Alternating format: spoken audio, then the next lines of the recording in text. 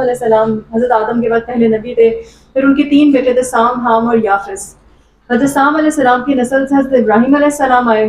حضرت ابراہیم علیہ السلام کے 2 بیٹے تھے، ایک حضرت یعقوب. تب یہاں حضرت اسماعیل نے لکھا ہوا، you can write the denomination here, ٹھیک ہے.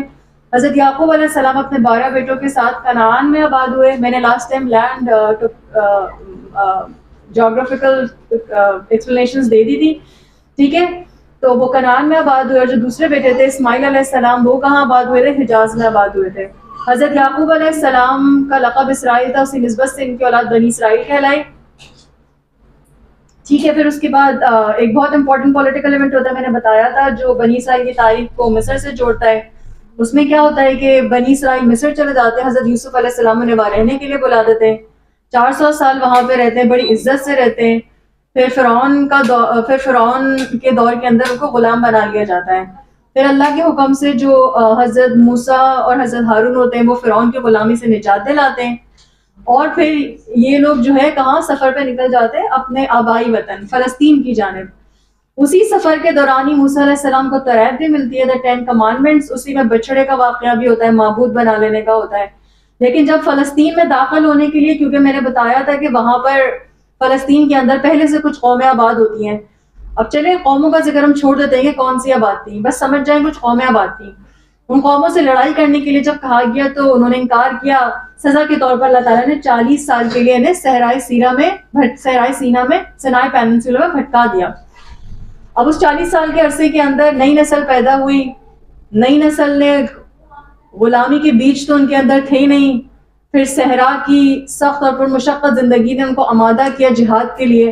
اور یوشع بن نون جو کہ حضرت موسیٰ علیہ السلام کے شاگرد تھے، ان کی قیادت میں انہوں نے پہلی فلسطین میں موجود قوموں سے جب جنگ لڑی تو اس کے نتیجے میں کیا ہوا؟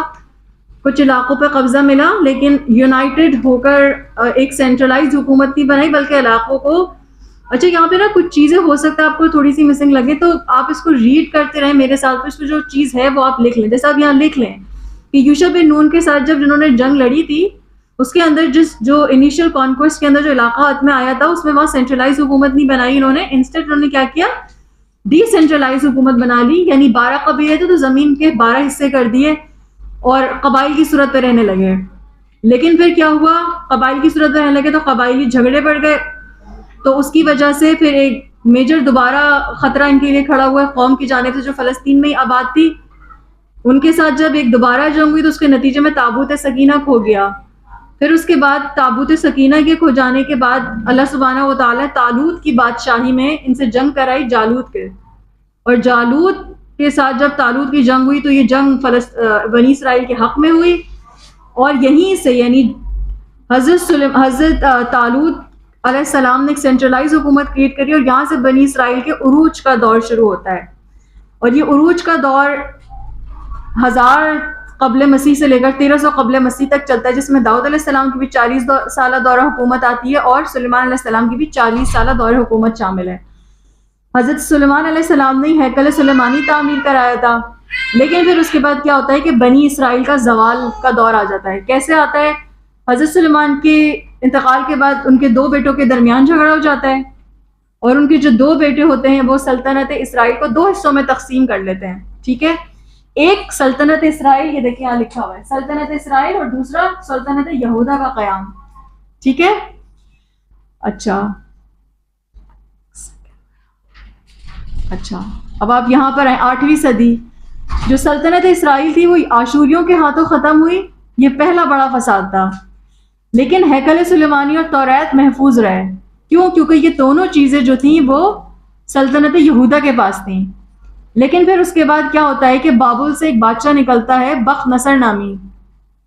وہ بخت نصر جو ہے وہ سلطنت یہودا کا خاتمہ کرتا ہے. فلسطین مکمل طور پر تباہ ہو جاتا ہے.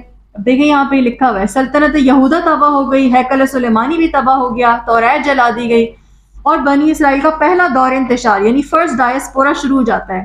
6 لاکھ یہودی قتل کر دیے گا اور 6 ہی لاکھ کو اپنے ساتھ غلام بنا کے لے جاتا ہے. اب اس کے بعد نیچے آئیں. یہ وہ دور ہے 550 قبل مسیح کا، جب سائرس ایک پرشین بادشاہ ہوتا ہے. وہ بابلی سلطنت کو جب فتح کر لیتا ہے تو اس کے نتیجے میں یروشلم اب پرشینز کے پاس آ گیا. جیسے ہی وہ پرشین کے پاس یروشلم آتا ہے تو سائرس ایک فرمان جاری کرتا ہے جس کے روح سے وہ تمام یہودی جو فلسطین جلا وطن کر دیے گئے تھے ان کو واپس آنے کی اجازت مل جاتی ہے. تو یہ یروشلم واپس آئے, انہوں نے ہیکل کو دوبارہ تعمیر کیا. 532 قبل مسیح میں وہ بنا بھی چکے تھے اپنا ہیکل. اور یروشلم سے باہر بھی سینیگوگز بنائے گئے. سینیگوگ یہودیوں جیسے ہماری عبادت گاہوں کو مسجد کہا جاتا ہے اور عیسائیوں کی گرجا گھر, اسی طرح ان کے عبادت گاہوں کو سینیگوگز کہا جاتا ہے. ٹھیک ہے. اس کے بعد 458 میں حضرت عزیر علیہ السلام کا میں نے ذکر بتایا تھا. حضرت عزیر علیہ السلام نے اپنی یادداشتوں سے تورات دوبارہ مرتب کری, کیونکہ آپ کو پتہ ہے کہ جب بخت نصر نے حملہ کیا تھا تو اوریجنل تورات کا نسخہ جل چکا تھا. تو اب جو تورات دوبارہ لکھی گئی وہ انہوں نے اپنی یادداشتیں اپنی حافظے سے لکھی. بہرحال لیکن پھر کیا ہوتا ہے 333 قبل مسیح کے اندر, اچھا یہ جو پرشینز کے ساتھ ان کا کم از کم 250 سال کا دور ہوتا ہے, بہت اچھا ہوتا ہے, جس کے اندر جو ہے وہ یروشلم فلسطین جو ہے وہ پرشین امپائر کا صوبہ بن جاتا ہے. لیکن پھر 333 قبل مسیح میں سکندر اعظم یونان سے اٹھتا ہے. سکندر اعظم جو ہے وہ جب وہ یونان سے اٹھتا ہے تو جو پرشین امپائر اس کا خاتمہ ہو گیا. خاتمے کے نتیجے اب یروشلم کس کے ہاتھ میں آ گیا؟ یونانیوں, یعنی مطلب ہیلنسٹک پیریڈ شروع ہو گیا, گریکس کے ہاتھوں میں آ گیا. ٹھیک ہے, یعنی آپ سمجھے رومیوں کے ہاتھ میں آ گیا ایک طرح سے. ٹھیک ہے, بہرحال رومی بہت ویسا لفظ آئے گا, بس آپ سمجھ لیں گریکس کے ہاتھوں میں آ گیا. ڈومینیشن ڈفرنٹ ہے اینی ہاؤ. لیکن پھر کیا ہوا, سکندر اعظم نے جب یروشلم کو فتح کیا تو اس کے ساتھ ہی ساتھ یہودیوں کی مذہبی آزادی ختم ہو گئی. میں نے بتایا تھا ان کے جو سینیگوگس تھے یا ان کا جو ہیکل سلیمانی تھا اس کے اندر یہ بت پرست تھے, چونکہ جو یونانی تھے انہوں نے اپنے بت وہاں پہ رکھ لیے. یہودیوں کو جو ہے مجبور کیا گیا کہ اپنے تورات کے نسخے جلاؤ, ان کی عبادتوں کے اندر مسئلے کریٹ کیے گئے.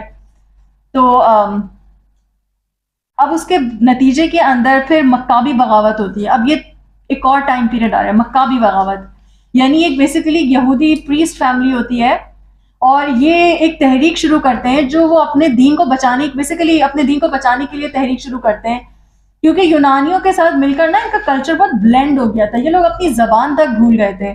اور آپ کو پتہ ہے میں نے بتایا تھا کہ جو ہیلنسٹک پیریڈ تھا یعنی یونانیوں کا جو وقت تھا, اسی دوران جو تورات ہے وہ گریک لینگویج میں لکھی گئی تھی, جس کو سیپٹیوجنٹ بھی کہا جاتا ہے. یہ بہت امپورٹنٹ پولیٹیکل ایونٹ ہوا تھا جس سے پتہ چلتا ہے کہ کلچرز بلینڈ ہو رہے تھے, کیونکہ وہ اپنی زبان تو جلا وطنی میں رہ کے بھول گئے تھے. تو اب تورات سے انہیں ظاہر افادیت تو حاصل کرنی, تو کیا کرا, تورات کو ہیبرو سے گریک میں ٹرانسلیٹ کر دیا, and that version of تورات is known as Septuagint.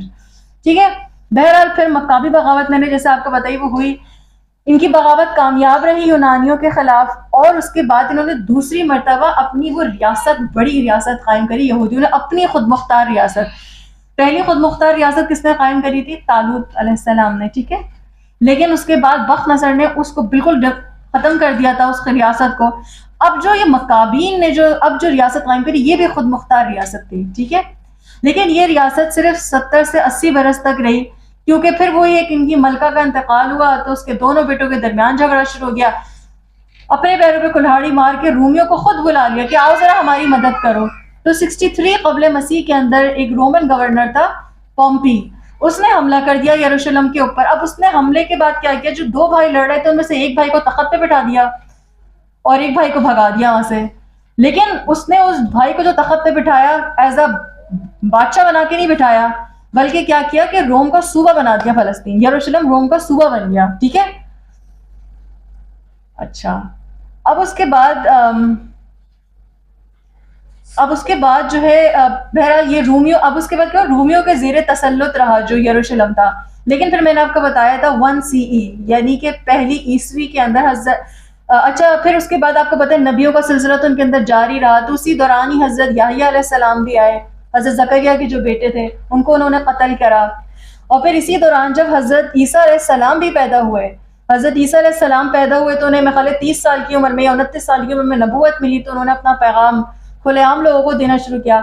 اب یہودی جو عالم تھے نا وہ اس چیز اب یہودی عالم جو تھے نا, اب انہوں نے حضرت عیسیٰ علیہ السلام کو ایک ایز اے سیریس تھریٹ دیکھا, کیونکہ بھئی یہ تو ہمارے معاملات کو خراب کر رہا ہے.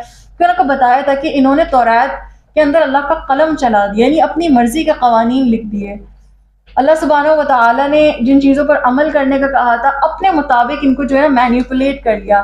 حضرت عیسیٰ اپنی نگاہوں کے سامنے یہ سب ہوتا ہوا دیکھ رہے تھے، کھلم کھلا انہوں نے مخالفت شروع کری، تو نتیجے کے طور پر انہوں نے کیا کیا، عیسیٰ علیہ السلام کو صلیب پہ چڑھا دیا۔ اچھا اس میں نا اگر مطلب if anyone's interested تو میں بتا رہی ہوں گاسپل آف جان اور گاسپل آف میتھیو، یہ دو کتابیں، آپ اس کے اندر نا ذرا پورا آرگیومنٹ پڑھیے گا کہ عیسیٰ علیہ السلام کو صلیب پہ چڑھایا کیسے، کیونکہ یہودیوں نے اپنے ساتھ نا اس عمل میں پونشیس پائلٹ کو بھی، یہ رومن گورنر تھا پونشیس پائلٹ، اس کو شامل کر لیا تھا انہوں نے۔ آپ کو پورا آرگیومنٹ دیکھیے گا کہ کس طریقے سے انہوں نے جو ہے نا عیسیٰ علیہ السلام کے اوپر دوہرا الزام لگایا تھا۔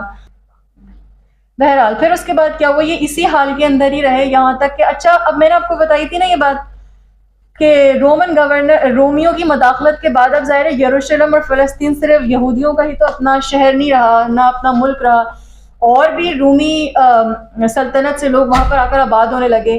اب یہودی تھے جو تھے وہ تو کون تھے، مونوتھیسٹ تھے، وحدانیت، ایک اللہ پر ایمان لانے والے تھے، جبکہ جو رومی تھے وہ تو بت پرست تھے۔ تو اس طرح نا یروشلم کے حالات بڑے خراب رہنے لگے۔ تو بلا آخر جو رومی ایک جنرل تھا ٹائٹس، اس نے ایک ڈیسائسو حملہ کیا، اور اس حملے کے نتیجے میں پورا شہر یروشلم بھی تباہ ہو گیا، اور ہیکل سلیمانی بھی دوبارہ، یعنی یہ جو دوسری مرتبہ بنوایا تھا، کس دور میں بنایا تھا انہوں نے دوسری مرتبہ؟ پرشین امپائر کے دوران، جب سائرس نے جب ان کو الاؤ کیا تھا واپس آنا، تو انہوں نے پھر اپنے ہیکل بھی دوبارہ اسی دوران ہی تعمیر کیا تھا، پرشین امپائر کے دوران، ٹھیک ہے۔ اب یہ دوسرے مرتبہ بھی ہیکل ان کا جو ہے وہ تباہ ہو گیا، یہودی فلسطین سے مکمل طور پر نکال دیے گئے، کم از کم 25 سے 30 لاکھ یہودی اس نے قتل کرے۔ یہ اسی دوران کی بات ہے کہ کچھ قبیلے جو ہے وہ مدینے میں آ کر آباد ہو گئے، اوکے۔ اب اس کے بعد کیا ہوتا ہے کہ پھر ایک بہت بڑا واقعہ ہو جاتا ہے 3 اور 4 صدی عیسوی کا، کہ جو روم کا جو ایمپرر ہوتا ہے، جو بادشاہ ہے قسطنطین، وہ عیسائیت قبول کر لیتا ہے۔ اس کے عیسائیت قبول کرنے سے کیا ہوا کہ پوری جو رومی سلطنت تھی نا وہ عیسائیت میں تبدیل ہو گئی، یعنی اب عیسائیت جو ہے ان کا کیا ہو گیا، سرکاری مذہب بن گیا۔ اب سرکاری مذہب بن گیا تو عیسائیوں کے تو مزے آ گئے، لیکن یہودیوں کا کیا ہوا؟ یہودیوں کو تو پھر جو ان کی پٹائی شروع ہوئی ہے، کیونکہ یہودی ان کے لیے کیا تھے، ان کے اپنے خدا کو، کیونکہ انہوں نے تو اللہ کا بیٹا قرار دے دیا تھا نا حضرت عیسیٰ علیہ السلام کو۔ ظاہر ہے حضرت عیسیٰ علیہ السلام نے خود تو یہ بات ہے، لیکن ان کے بعد آنے والے لوگوں نے حضرت عیسیٰ علیہ السلام کو اللہ کا بیٹا قرار دے دیا۔ تو اب یہی ڈینومینیشن عیسیٰ علیہ السلام، یا یہی جو بات عیسیٰ علیہ السلام کی پوری حکومت میں تھی کہ اللہ کے بیٹے، تب یہودیوں کے بارے میں عیسائیوں کا کیا تصور ہو گیا کہ یہ تو اللہ کے ہمارے خدا کو قتل کرنے والے۔ تو اسی وجہ سے جو دشمنی تھی نا وہ دشمنی عروج پہ پہنچ گئی، اور جب تک مسلمانوں کا دور حکومت نہیں شروع ہوا یہ پٹتے ہی رہے۔ ان کو مجبور کیا گیا ایسی جگہوں پہ رہنے کے لیے جو گندی اور غلیظ ہوا کرتی تھی۔ یہودیوں کو ایک آپ دیکھیں ان کے جو کارٹونز یا جو بھی ان کی کتابیں ہوا کرتی اس کے اندر یہودیوں کا کردار ہمیشہ عیار آدمی کے طور پہ دکھایا جاتا تھا۔ بہرحال تو ایمپرر کانسٹنٹائن نے، میں نے بتایا، عیسائیت قبول کر لی، Roman empire was converted into a Byzantine empire, اور جو یروشلم جو شہر تھا وہ عیسائیوں نے اس کا نام بدل کر ایلیا رکھ دیا، اور وہاں پر اپنا ایک بہت بڑا چرچ، ہولی سپیلچر چرچ بھی بنا لیا انہوں نے، ٹھیک ہے۔ لیکن پھر اس کے بعد ایک اور واقعہ ہوتا ہے 610 سے 614 قبل مسیح میں۔ یہ وہ وقت ہوتا ہے کہ جب پرشینز دوبارہ یروشلم پر فتح حاصل کر لیتے ہیں، جس کا ذکر سورہ روم کے اندر بھی موجود ہے۔ سورہ روم کی ابتدائی آیت ہم نے پڑھی ہے نا، ایک پروفیسی ہے جس کے اندر کہ رومی دوبارہ غالب آ جائیں گے فارسیوں کے اوپر، ایرانیوں کے اوپر، رومی دوبارہ غالب آ جائیں گے۔ تو کب غالب آئیں گے؟ کیونکہ ابھی تو کون غالب ہے؟ فارسی غالب ہے، ٹھیک ہے نا۔ انہوں نے یروشلم کو فتح دوبارہ کر لیا خسرو پرویز کی قیادت کے اندر۔ بہرحال اس دوران یہودیوں نے مدد کری خسرو پرویز کی، ان کی بادشاہ کی، ان کو فتح دلانے میں۔ تو یروشلم کی حکومت 4 سال کے دوران یہودیوں کے پاس رہی، وہی مطلب ایز اے پپٹ گورنمنٹ رہی ان کے پاس۔ لیکن پھر اس کے بعد دوبارہ 622 قبل مسیح میں بیزنٹینز دوبارہ آ گئے، جو ہرقل بادشاہ ہے، ہرقل ہریکیولس، پتہ ہے نا، جس کے ابو سفیان کا جس کے ساتھ مکالمہ بھی ہوا تھا۔ رسول اللہ صلی اللہ علیہ وسلم کے بارے میں اس نے پوچھا تھا نا، یہ تاریخی واقعہ پتہ ہے نا، ہوگا نا کسی کو، ہرقل کا ہے نا۔ تو یہ وہی والا ہرقل ہے، اس نے حملہ کر دوبارہ جو ہے ایرانیوں کو شکست دیا، یہودیوں کو شہر سے نکال دیا۔ سورہ روم میں ذکر ہے اس پورے واقعے کا۔ پھر اس کے بعد کیا ہوتا ہے 7ویں اور 8ویں صدی، یعنی اب یہ دور اسلام شروع ہو گیا۔ یہ وہ دور ہے جس میں یہودیوں نے بڑے مزے کیے، کیونکہ میں نے آپ کو جسے بتایا کہ جب سے ایمپرر کانسٹنٹائن نے عیسائیت قبول کری اس وقت سے لے کر دور اسلام کے آنے تک یہودی پٹتے ہی رہے، ان کو کبھی سکون کا سانس نہیں ملا، ہر جگہ سے نکال دیے جاتے۔ جب دور اسلام آیا تو ان کے پاس ایک چانس تھا کہ جو نبی آیا ہے جس کا ان کی اپنی کتابوں میں بھی ذکر ہے کہ وہ ایمان لاتے اور اپنے آپ کو اس مشکل سے نکالتے، مسلمانوں کے ساتھ ضم ہو جاتے، چلو ٹھیک ہے ایمان نہیں بھی لاتے، کم از کم وہ سازشیں نہ کرتے، پیٹ پیچھے حملے نہ کرتے مسلمانوں کے، تو ان کا بھی اچھا دور رہتا، لیکن یہ اپنی سرش سے باز نہیں آئے۔ بہرحال پھر ہوا یہ کہ رسول اللہ صلی اللہ علیہ وسلم کے زمانے میں مدینے میں آباد تھے یہ لوگ، لیکن نہج شکنی کی وجہ سے نکال دیے گئے، اور بہرحال حضرت عمر نے اپنے دور حکومت میں یروشلم پر فتح حاصل کر لی۔ لیکن حضرت عمر رضی اللہ عنہ کو جب حکومت ملی آ کے تو انہوں نے کیا نرمی کری یہودیوں کے لیے کہ وہ زائرین کی حیثیت سے آ سکتے ہیں یہاں پر۔ یہ بہت بڑا احسان تھا حضرت عمر رضی اللہ عنہ کا۔ آپ سوچ سکتے ہیں کہ کیوں جو ہے حضرت عمر نے ان کو آزادی دی، نہیں دیتے، اتنے تو برے لوگ تھے، ان کی کتابوں قرآن نے کتنا یہودیوں کے کردار کا ذکر کیا۔ آپ کو بتاؤں یہ حضرت عمر رضی اللہ عنہ کا وہ کام تھا جس کو آج تک کا یہودی جو ہے نا وہ ڈینائی نہیں کر سکتا۔ اگر آپ کبھی یہودی جو نیتن یاہو کے چلے انٹرویو سننے آپ، اور کوئی بھی ان بائسڈ اگر ہوسٹ بیٹھا ہوا ہو نا، تو آپ دیکھیں وہ حضرت عمر والے معاملے پہ نا وہ ٹانگ نہیں، وہ ہلا ہی نہیں سکتے۔ جیسے مسلمانوں کے خلاف بغض تو موجود ہے نا ان کے لیے، لیکن حضرت عمر نے جو ان کے لیے آسانی کری تھی نا، اس کے اوپر یہ سوال نہیں اٹھا سکتے، یہاں آ کے پھنس جاتے ہیں۔ تو یہ بہت بڑا کارنامہ تھا جو حضرت عمر رضی اللہ عنہ نے کیا تھا۔ بہرحال پھر 11ویں صدی کے اندر صلیبی جنگوں کا آغاز ہوتا ہے۔ صلیبی جنگ کا بیک گراؤنڈ کسی کو پتہ ہے؟ صلیبی بیسیکلی میں نے آپ کو بتایا تھا کہ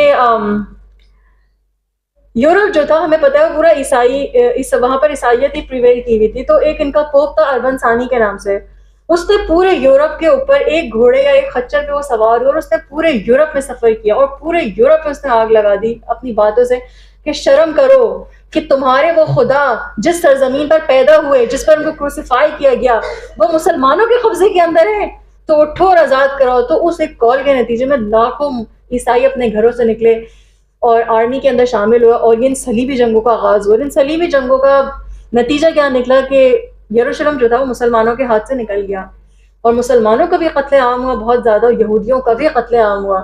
لیکن پھر اللہ سبحانہ و تعالیٰ نے صلاح الدین ایوبی کو بھیجا اور دوبارہ جو یروشلم ہے وہ مسلمانوں کے قبضے میں آیا۔ یہاں تک میں اپنی بات کو روک کر ہم آتے ہیں اپنی پریزنٹیشن پہ واپس۔ میں نے اپنی بات لاسٹ کلاس میں جب ختم کری تھی تو میں نے آپ کے سامنے 3 سوالات میں چھوڑ کر گئی تھی۔ سب سے پہلا سوال میرا یہ تھا کہ یہودیوں نے عیسیٰ علیہ السلام کو ماننے سے انکار کیوں کر دیا۔ دوسرا سوال میں آپ کے پاس یہ چھوڑ کر گئی تھی کہ رسول اللہ صلی اللہ علیہ وسلم کو پہچان لینے کے باوجود، قرآن میں ذکر آتا ہے نا، الذین آتیناہم الکتاب یعرفونہ کما یعرفون ابناءہم، آپ کا بیٹا اگر قم کے میلے میں کھو جائے آپ پہچان لیں گے اسے، لاکھوں لوگ وہاں موجود ہوں تب بھی، کیوں؟ کیونکہ آپ کے دل پر نقوش اس کے واضح ہیں، آپ اپنے بیٹے کو لاکھوں کے لشکر میں ہی پہچان سکتے ہیں۔ یہودیوں کا بھی یہی معاملہ تھا، لیکن پھر بھی کیوں نہیں مانا؟ اور تیسرا سوال میرا کیا تھا کہ موجودہ فلسطین جو آج اس میس میں ہے وہ کیسے آیا، اسرائیل کا قیام کیسے وجود میں آیا؟ It's a big question. So let's start with the very first question that why Jews rejected Isa. دیکھیں جب آپ کو اس سوال کے جواب کے لیے نا آپ کو تھوڑا سا نا جوئش لٹریچر کھنگالنا پڑے گا، اور جب جوئش لٹریچر کھنگالنے کا مطلب ہے نہیں آپ کو بائبل پڑھنی پڑے گی، تو جب آپ ان کی بائبل اٹھاتے ہیں نا تو وہ آپ کو نا بتاتے ہیں کہ ان کے کچھ کرائٹیریاز ہیں مسایہ کے۔ مسایہ کون ہے؟ اصل میں یہ ان کے لٹریچر کے اندر یہ ایک شخص کا ذکر ہے کہ جو آئے گا ان کے لیے نا، اور یہ جب سے موسیٰ ان کے پاس جب سے یہ مطلب کتابیں موجود ہے تب سے اپنے مسیحا کا جیسے یہ انتظار کر رہے تھے، لیکن عیسیٰ علیہ السلام کی بابت انہوں نے جو ہے ان کو ریجیکٹ کیا۔ کیوں؟ کیونکہ کچھ کرائٹیریاز ایسے مسیحا کے تھے جو وہ پورا نہیں کر رہے تھے۔ سب سے پہلے نا ہم ان کرائٹیریاز، ان 14 نشانیوں کو دیکھتے ہیں، جن میں سے میں نے یہاں صرف 7 ہائی لائٹ کری ہوئی ہیں، اس لیے کہ they are the most prominent ones. سب سے پہلی نشانی کیا ہے کہ جب ان کا مسیحا آئے گا تو یہودی جو ہے وہ اپنے گھر یعنی اپنے آبائی وطن فلسطین واپس جا چکے ہوں گے۔ اب وہ کہتے ہیں کہ جب عیسیٰ علیہ السلام آئے تھے تب تک تو عیسائی تو وہیں پہ موجود تھے، وہ نکالے ہی نہیں گئے دوسری مرتبہ، تو وہ تیسری مرتبہ واپس کیسے آتے؟ Got it? Get it or not? Yes or no? Please. You didn't get it, okay. عیسائی کی بات یہودی یہ بات کہتے ہیں کہ ان کے لٹریچر میں یہ بات موجود ہے کہ جب ان کا مسیحا آئے گا تو جوش پیپل یعنی یہودی جو ہوں گے وہ اپنے آبائی وطن واپس آئیں گے۔ اب جب عیسیٰ علیہ السلام آئے تھے تو یہ تو اپنے آبائی وطن میں موجود تھے نا، ابھی ہم نے ہسٹری پڑھی ہے، وہی موجود تھے نا، یہ تو نکالے کب گئے جو وہ واپس آئے؟ آپ مجھ سے یہ کہہ سکتے ہیں کہ ہاں وہ جو پہلے نکالے گئے تھے بخت نصر کے ٹائم پر، نہیں، یہاں پہ تھرڈ کمنگ کی بات ہو رہی ہے، ٹھیک ہے، یہ بات یاد رکھیے گا، تھرڈ کمنگ کی۔ دوسری بات یہ کہتے ہیں کہ مسیح جو ہے وہ ایک بادشاہ کی طرح حکومت کرے گا۔ حضرت عیسیٰ نے بادشاہ کی طرح حکومت کری؟ نہیں کری، ٹھیک ہے۔ تیسری بات یہ کہتے ہیں کہ holy temple will be rebuild, یعنی ان کا جو ہیکل ہوگا وہ دوبارہ تعمیر کیا جائے گا۔ جس وقت عیسیٰ علیہ السلام آئے تھے اس وقت ان کا ہولی ٹیمپل موجود تھا یا نہیں تھا؟ جب موجود تھا، وہ گرا ہی نہیں ہے، تو وہ دوبارہ کیسے تعمیر ہوگا؟ یو گیٹ اٹ اور ناٹ؟ اوکے، ٹھیک ہے۔ چوتھی نشانی کہ جب ان کے مسیحا آئے گا تو پوری دنیا کے اندر there would be a world wide peace and complete end to war۔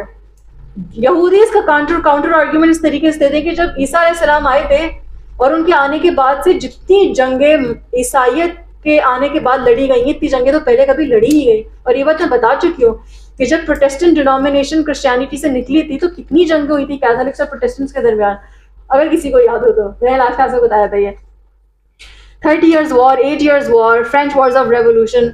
تو یہ بہت جنگیں تھیں جو عیسائیت کے آنے کے بعد دنیا نے دیکھی ہیں، بہت خوفناک جنگیں تھیں۔ تو وہ کہتے ہیں کہ عیسائیت کے آنے کے بعد تو پیس تو رہا ہی نہیں، جنگیں بڑی، تو اس لیے بھی ہم ایمان نہیں لائے۔ پانچویں کنڈیشن وہ یہ کہتے ہیں کہ مسیح جو ہے should be a member of the tribe of Judah، یعنی جو یہودا جو ان کا ٹرائب ہے، قبیلہ ہے، یہ ان کا ممبر ہونا چاہیے، اور it should be a direct descendant، یعنی داؤد اور سلیمان علیہ السلام کی اولاد میں سے ہونا چاہیے۔ اب نعوذ باللہ یہودی تو یہ کہتے ہیں کہ عیسیٰ علیہ السلام تو ولد الزنا ہے، ان کے باپ کا کس کو پتا ہے؟ حضرت موعظانہ پیدائش ہے نا یہ تو، ٹھیک ہے۔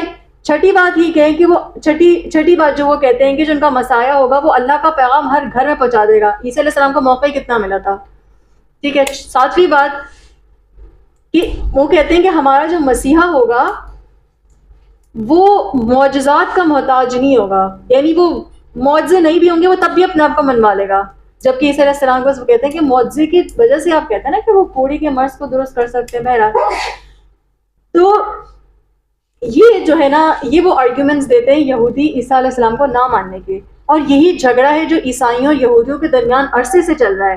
یہودی یہ کہتے ہیں کہ عیسیٰ تمہارا کوئی نبی تو ہو سکتا ہے، نہیں عیسائیوں کا تو نبی ہو سکتا ہے، لیکن یہ ہمارے مسیحا نہیں ہے، کیونکہ اگر یہ ہمارا مسیحا ہوتا تو وہ 14 نشانیاں پوری کر چکا ہوتا جو ہماری کتابوں میں موجود ہیں۔ یہ سیکنڈ کمنگ اور یہ فرسٹ کمنگ والا سسٹم نہیں ہے، کیونکہ عیسائی یہ کہتے ہیں کہ عیسیٰ علیہ السلام اپنی دوبارہ آمد پر یہ تمام کام کر کے دکھائیں گے۔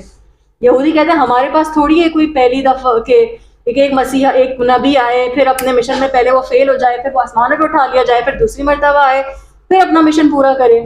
تو وہ کہتے ہیں ہمارے یہاں ایسا کوئی سسٹم موجود نہیں ہے۔ اس سے آپ یہ سوال کر سکتے ہیں کہ دیکھیں جب اللہ تعالیٰ نے، اچھا پہلی بات یاد رکھیں کہ یہودیوں نے اللہ کی کتاب میں اپنا قلم چلایا ہوا ہے، ٹھیک ہے، تو یہ نشانیاں ڈسٹورٹڈ ہیں، they are not in their original conditions, right. تو لیکن آپ پھر بھی مجھ سے یہ سوال کر سکتے ہیں کہ عام یہودی تو کر سکتے ہیں کہ قلم تو علماء چلاتے ہیں، عام انسان تو نہیں چلا سکتا۔ تو آپ مجھ سے سوال کر سکتے ہیں کہ جیسے میں آپ سے کہوں کہ کل دوپہر آپ کے گھر میں، آپ کے گھر کے دروازے پر ایک عورت آئے گی، سانولے رنگ کی ہوگی، نیلے رنگ کا بایا پہنا ہوا ہوگا، کالا اسکارف ہوگا، یلو بیگ ہوگا، تو اگر ایسی کوئی عورت ہے نا تو اسے گھر میں لے لینا، آپ انہی نشانیوں سے پہچانیں گے نا اسے۔ اگر نشانیاں ایسی پوری ہوئی نہیں تو پھر آپ کیسے کسی عورت کو گھر میں آنے دیں گے؟ ایگزیکٹلی وہ بھی تو یہی کہتے ہیں، وہ بھی تو یہی کہتے ہیں کہ ہم نے بھی عیسیٰ علیہ السلام کا انکار اسی لیے کیا کہ ہمارے مسیح کی نشانیاں نہیں پوری ہو رہی تھی۔ ٹھیک ہے، مسیح ہونے کی نشانی پوری نہیں ہو رہی تھی، نبی ہونے کی نشانی پوری ہو رہی تھی، آسمان سے انجیل نازل ہو رہی تھی، معجزے کر کے وہ دکھا رہے تھے آپ کو، کوڑی کے مرض کو درست کر دینا۔ اس وقت سب سے زیادہ جو ڈیڈلی آپ سمجھے بیماری تھی معاشرے میں وہ کوڑ کے مرض کی تھی، وہ اس کا علاج اللہ تعالیٰ نے لے کر بھیجا تھا، پھر مردوں کو وہ زندہ کر دیا کرتے تھے۔ تو مسیح ہونے کی نشانی پوری نہیں ہو رہی تو کیا ہوا؟ نبی ہونے کی نشانی تو پوری ہو رہی ہے، اور تمہارا تو عہد تھا کہ تم تو ہر اس نبی پہ ایمان لاؤ گے جو اللہ بھیجے گا۔ تو آئی بات سمجھ آپ کو میری یہاں پہ؟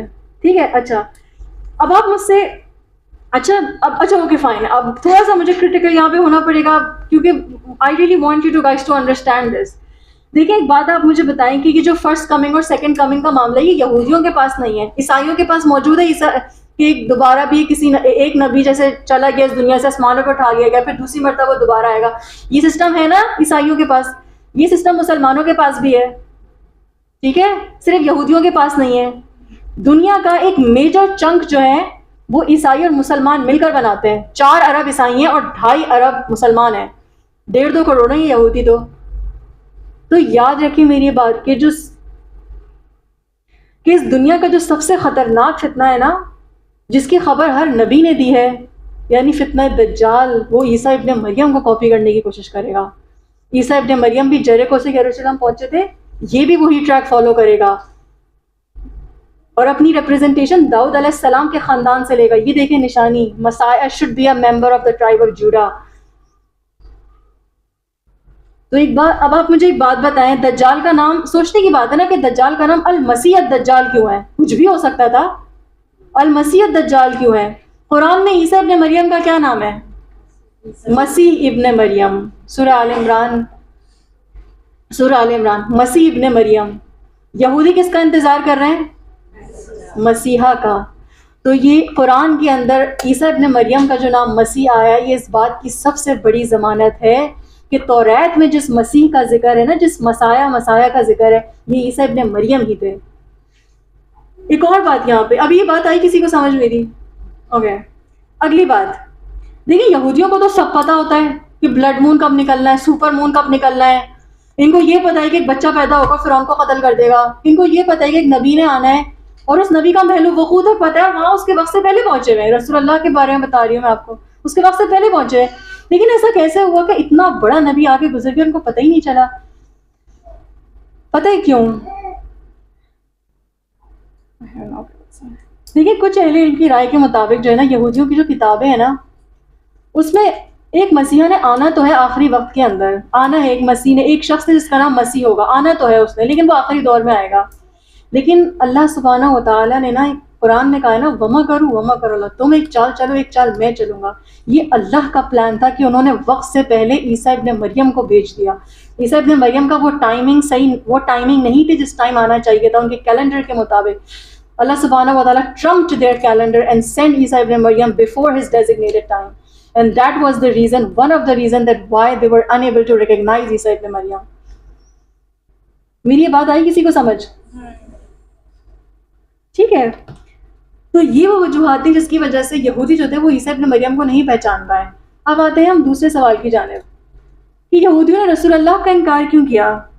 جیسے میں نے بھی قرآن میں بھی بتایا کہ اللہ تعالیٰ نے فرمایا قرآن میں کہ یہ تو اپنی ایسے پہچانتے ہیں آپس اپنے بیٹوں کو پہچانتے ہیں. تو اس سوال کا جو جواب ہے نا، دیکھیے وہ صرف 2 لفظوں میں، امپیوڈنس اینڈ پریجڈس، یعنی ڈھٹائی اور تعصب. یہ وہ 2 وجوہات تھی جس نے یہودیوں کو اتنے بڑے خیر سے پھر محروم رکھا. ابھی جو میں نے آپ کو نشانیاں بتائی نا، اس کے علاوہ ایک اور نشانی بھی یہودی اپنے مسیحا کی بتاتے ہیں کہ لوگ نا اس کو دیکھتے ہی ایمان لے آئیں گے، اس کو تبلیغ کی ضرورت نہیں ہوگی. اب آپ مجھے کی بات بتائیں کہ اگر ان کے مسیحا کو تبلیغ کی ضرورت نہیں ہوگی تو یقیناً ان کے مسیحا کے پاس کوئی ایسی طاقت تو ہونی چاہیے نا کہ لوگ اسے ریزسٹ ہی نہ کر سکیں، وہ اس طاقت کو دیکھیں اور وہیں رک جائے کہ ہاں ٹھیک ہے، وی بلیو ان یو. اور جتنے بھی اللہ تعالیٰ نے آدم علیہ السلام سے لے کر رسول اللہ تک جتنے بھی رسول بھیجے، ان میں سے کوئی بھی ایسا نہیں ہے جس نے تبلیغ نہیں کری، اللہ کے پیغام کو لوگوں تک نہیں پہنچایا، اور پھر بھی وہ لوگوں تک پہنچ رہا ہے. یہ کیسا مسیحا ہے ان کا؟ ہاں یقیناً اللہ تعالیٰ نے معجزات کے ذریعے ضرور اپنے نبیوں کی تائید کری ہے. موسیٰ علیہ السلام کے لیے عصا کو اژدہا بنا دیا، عیسیٰ علیہ السلام کو کوڑ کے مرض کا علاج اور مردہ کو زندہ کرنے کا معجزہ دیا، صالح علیہ السلام کو اونٹنی دی، سلیمان علیہ السلام کو ہواؤں پہ طاقت دی، جنوں پہ طاقت دی، داؤد علیہ السلام کے لیے لوہا نرم کیا، رسول اللہ صلی اللہ علیہ وسلم کو قرآن کا معجزہ دیا. لیکن ان تمام معجزوں کے باوجود بہت کم ہی لوگ تھے جو انبیاء پر ایمان لے کر آئے. قلیلا ما تذکرون قلیلا ما تشکرون قلیلا ما یؤمنون، کتنی دفعہ قرآن میں ہم نے پڑھا ہے نا کہ کم ہی لوگ ہوں گے. تو سوال یہ ہے کہ ان کے مسیحا کے پاس ایسا کیا ہوگا کہ اسے تبلیغ کی بھی ضرورت نہیں ہوگی، وہ معجزات کا بھی محتاج نہیں ہوگا، اور پھر بھی پوری دنیا اس کے تابع آ جائے گی. تو جان لیجئے کہ یہ اسی قلم کی کارستانی ہے جس نے اللہ کی کتاب میں دسترازی کری اور حق کو باطل سے مٹایا.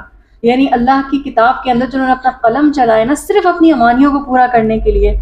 کیا وجہ آپ کو اور نظر آتی ہے سوائے اس کے کہ ان کو کسی نبی پر ایمان ہی نہیں لانا تھا؟ کیونکہ ایمان لانے کا مطلب کیا ہے؟ جان کی قربانی، مال کی قربانی، آزمائشوں کے پہاڑ. جبکہ یہودیوں کی خصلت کیا ہے؟ وَلَتَجِدَنَّهُمْ أَحْرَصَ النَّاسِ عَلَىٰ حَيَاةٍ، کہ تم لوگوں میں سب سے زیادہ زندگی پہ جو حریص پاؤ گے نا، وہ ان لوگوں کو، وہ یہودیوں کو پاؤ گے، یعنی مشرکین سے بھی زیادہ. ان میں سے ہر ایک چاہتا ہے کہ کاش اسے 1000 برس کی عمر دی جائے. اولئک الذین اشتروا الحیات الدنیا، یعنی یہ وہ لوگ ہیں جنہوں نے دنیا کی زندگی کے بدلے کیا کیا؟ آخرت خرید لی. تو یہ تو ڈھٹائی تھی ان کی، کل ڈھٹائی، مطلب جانتے بوجھتے انکار. اس کے علاوہ دوسری وجہ تعصب ہے ان کی. دیکھیں بنی اسرائیل حضرت اسحاق کی اولاد سے تھے، جبکہ نبی پاک صلی اللہ علیہ وسلم کس کی اولاد میں سے؟ بنو اسماعیل کی اولاد سے.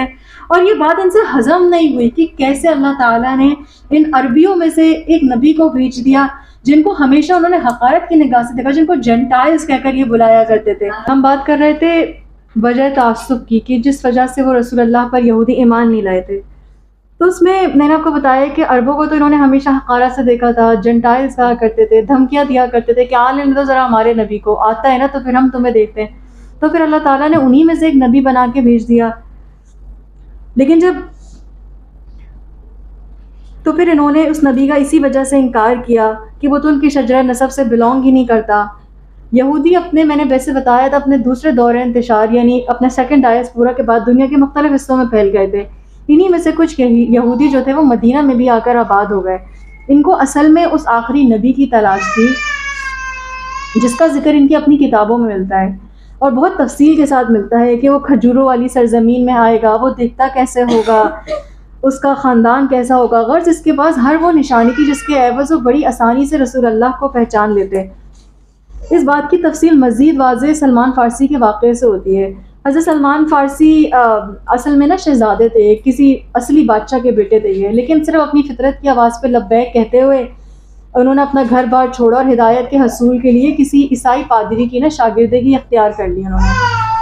اور یہ جو ان کے جتنے بھی سارے استاد تھے نا، یہ سارے جینون استاد تھے، مطلب یہ اصلی عیسائیت پر عمل کرنے والے تھے، وہ والی عیسائیت کی جو دنیا میں پھیلائی ہوئی تھی اللہ کے بیٹا ہونے والی. اسی لیے ان کا ہر پادری اپنی موت سے پہلے انہیں کسی دوسرے پادری کے پاس بھیج دیا کرتا تھا، عمومی بندوں پہ نہیں چھوڑا کرتا تھا، کیونکہ اس وقت اصلی توحید سے تو بہت ہی کم لوگ واقف تھے. اپنے اسی سفر کے دوران ان کو اغوا کیا جاتا ہے اور وہ بکتے بکتے ایک یہودی فیملی کے ہاں خریدے گئے. ان کا ہر عیسائی پادری جو ان کا استاد تھا وہ ایک ہی بات انہیں بتاتا تھا کہ دیکھو ابھی ایک نبی نے آنا ہے، ابھی اس کا وقت آنے والا اور ایک نبی آئے گا. اب جس یہودی خاندان کے ہاں یہ بکے وہاں پر وہ اپنے مالک کی زبان سے بھی یہی سنا کہ ایک نبی نے آنا ہے اور ابھی ہی آنا ہے. حضرت سلمان فارسی خود کہتے ہیں کہ میرا جو مالک تھا بڑا مذہبی آدمی تھا، روز اس کے گھر میں جو ہے وہ یہودی علماء کی مجلسیں لگا کرتی تھیں اور یہ بات ہوتی تھی کہ ٹائم تو آ چکا ہے، علاقہ بھی وہی ہے، مدینے کی پوری ٹیریٹری انہوں نے میپ کر رکھی تھی کہ یہاں پر اس نبی نے آنا ہے. دیکھیں آج کل کا یہودی یہ بات نہیں کرتا. یہاں آپ کو حضرت سلمان فارسی کی زبانی ہے میں ان کی بتا رہی ہوں کہ اس وقت کے جو یہودی تھے اور رسول اللہ کا کتنی شدت سے انتظار کر رہے تھے. وہ کہتے ہیں کہ ایک دن میں کھجور کے درخت پہ چڑھا ہوا تھا اور میں کھجوریں اتار رہا تھا، اتنے میں نیچے سے میرے مالک کو آواز آتی ہے کہ وہ ایک شخص آیا، اس نے ایک نبی کا اعلان کیا ہے، اس نے نبی ڈکلیئر کیا اپنے آپ کو. وہ حضرت سلمان فارسی کہتے ہیں کہ وہ اتنے خوش تھے اس دن کہ انہوں نے کھانا تک بانٹا اور باقاعدہ انہوں نے پوری شورا بلائی اور ایک وفد رسول اللہ کے پاس بھیجا اور ان کی انکوائری کروائی اور کچھ سوالات بھی رسول اللہ کے سامنے رکھے جس کے جواب میں سورہ کہف نازل ہوئی. لیکن جیسے ہی ان کو رسول اللہ کے خاندان کے بارے میں پتہ چلا تو قرآن کہتا ہے نا کہ فباؤ بغضب علی غضب، کے غضب پہ غضب لے کر لوٹے. بئس ما اشتروا به انفسهم ان يكفروا بما انزل الله بغيا ان ينزل الله من فضله على من يشاء من عباده، کہ بری ہے وہ چیز جس کے بدلے میں انہوں نے اپنے آپ کو بیچ ڈالا کہ وہ انکار کر دیں اس کا جو اللہ نے نازل کیا، صرف اس ضد کی وجہ سے کہ اللہ اپنا فضل اپنے جس بندے پہ چاہے نازل کر دے. تو وہ لوٹے غضب پر غضب لے کر، اور کافروں کے لیے توہین آمیز عذاب ہے. تو یہ تعصب، غرور، حسد اور تکبر ہی تھا جس نے یہودیوں کو اتنے بڑے خیر سے محروم رکھا. ان سے یہ بات برداشت ہی نہیں ہوئی کہ کس لیے اللہ تعالیٰ نے آخری نبی عربوں میں سے بھیج دیا جن کو وہ پہلے دھمکیاں دیا کرتے تھے، جن کو وہ جینٹائلز کہتے تھے، ان کو اللہ نے چن لیا. حقیقت یہ ہے کہ یہ آنکھیں نہیں، یہ دل اندھے ہوتے ہیں. وَقَالُوا قُلُوبُنَا غُلْفٌ، کتنا فخر سے کہتے تھے نا کہ ہمارے دل تو غلاف میں ہے، قید میں ہے، اپنے عقیدے اور اپنے خیال میں اتنے پختہ ہیں کہ کوئی نئی بات کچھ نہیں اثر کر سکتی. تو حق تو یہ ہے کہ ایسی بات صرف وہی کہہ سکتا ہے جس کے دل و دماغ پر جاہلانہ تعصب کا تسلط ہوتا ہے.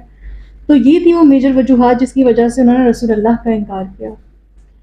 اچھا، جس وقت رسول اللہ صلی اللہ علیہ وسلم مدینے میں آئے تھے اس وقت 3 یہودی قبائل مدینے میں موجود تھے، بنو قینقاع، بنو نذیر اور بنو قریظہ۔ رسول اللہ صلی اللہ علیہ وسلم نے اپنی آمد کے ساتھ ہی مدینے میں ان کے ساتھ معاہدے کر لیے تھے اور پابند کر لیا تھا یہودیوں کو کہ جب بھی کوئی بھی لشکر یا کوئی بھی مدینے کے اوپر حملہ کرے گا، مسلمانوں کے اوپر حملہ کرے گا، تو یہودی پابند ہوں گے مدد کے، اور ایسے مسلمان بھی پابند ہوں گے یہودیوں کی مدد کے جب کوئی ان پر حملہ کرے گا۔ لیکن ان تینوں قبائل نے وقت پڑنے پر رسول اللہ سے غداری کری۔ بنو قینقاع سب سے پہلا قبیلہ تھا جسے مدینے سے جلا وطن کیا گیا۔ تنازع اس واقعے سے شروع ہوتا ہے جب بازار میں ایک یہودی شخص نے ایک مسلمان عورت کو ہراس کیا اور ایک مسلمان اس کے نتیجے میں قتل ہوا۔ تو رسول اللہ صلی اللہ علیہ وسلم نے پھر جنگ کری اور یہودیوں کو کم از کم 15 دن محاصرے میں رکھا، جس کے بعد انہوں نے خود ہی ہتھیار ڈال دیے۔ بہرحال یہ مدینے سے نکال دیے گئے اور یہ کہاں جا کر آباد ہو گئے؟ خیبر، یس، خیبر میں جا کر یہ لوگ آباد ہو گئے۔ پھر دوسرا قبیلہ جو بنو نذیر آتا ہے، بنو نذیر نے رسول اللہ صلی اللہ علیہ وسلم کو قتل کرنے کی سازش کری تھی اس وقت جبکہ وہ ان کے علاقے میں خون بہا کی ادائیگی کے معاملے پر بات کرنے گئے تھے۔